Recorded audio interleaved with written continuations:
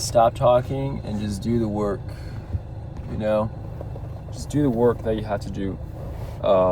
And that way you could focus better on the stuff that you have to do, right? Like, when you stop talking, you stop telling everyone everything, you can better focus on the things that you have to do. You can better focus on putting in action into the things that God has laid out for you to do, or into the plan that God has given you to pursue.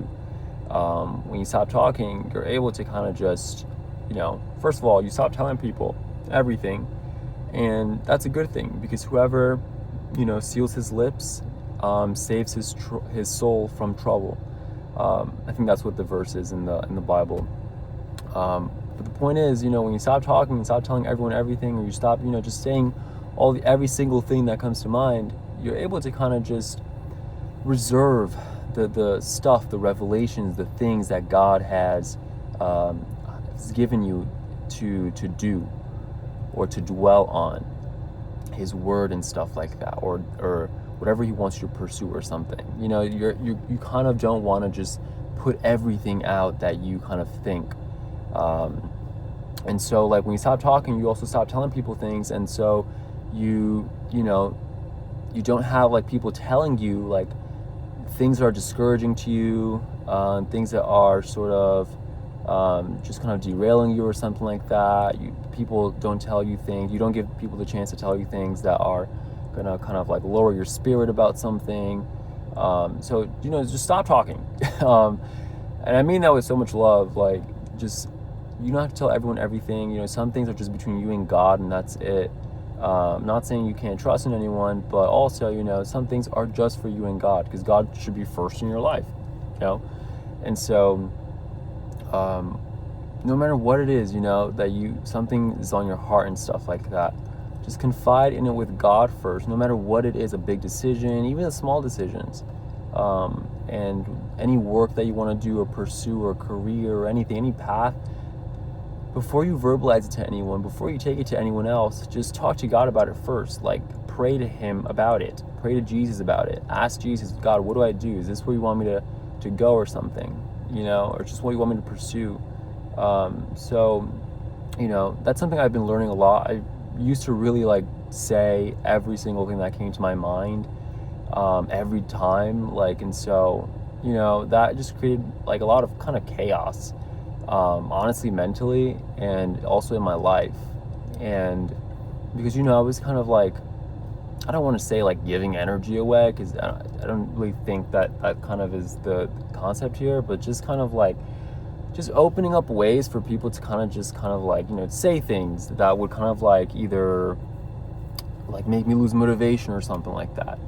But yeah, like, when you stay reserved, a reserved person isn't a limited person. A reserved person is actually someone who, like, understands, like, their value in Jesus, their value in God, because, again, things are, between you and God. And so you don't have to, like, tell everyone everything because, like, you got a good idea or something, you want to pursue a business or whatever it is, you know what I mean? So the point is, with this very short video, is that, like, you want to just kind of just stay in line with just being reserved, right? Especially when you have big goals that you want to pursue or something like that in life, and like, you just have these things that you want to accomplish and everything like that. You want to make sure, I'm not saying, like, you can't seek help, you can't ask for, like, questions or anything. You can obviously do what you want, but, like, just become just very focused on being reserved into yourself. Have friends, have really good friends, have business partners, have all these people.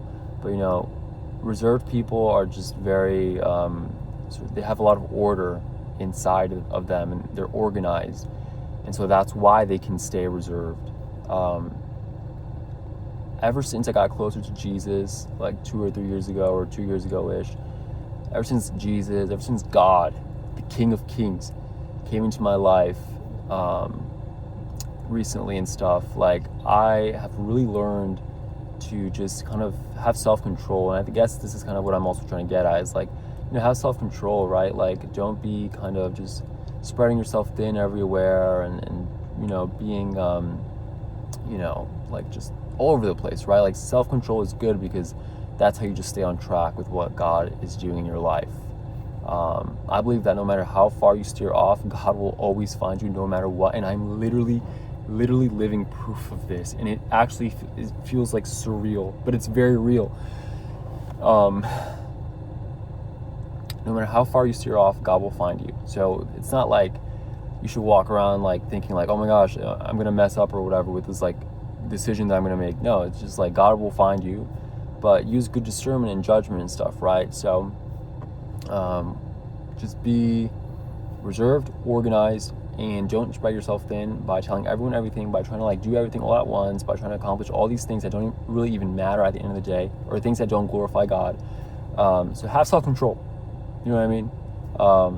And yeah, so yeah, I've been posting a video daily recently and stuff like that, and I would like to keep posting more. So if anyone's finding these videos interesting, let me know. I used to post a lot and get so much more views than what I've been having recently, but I definitely want to start posting more.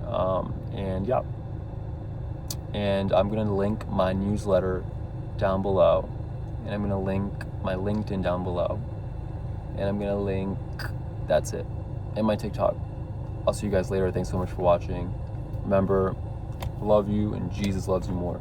Ciao.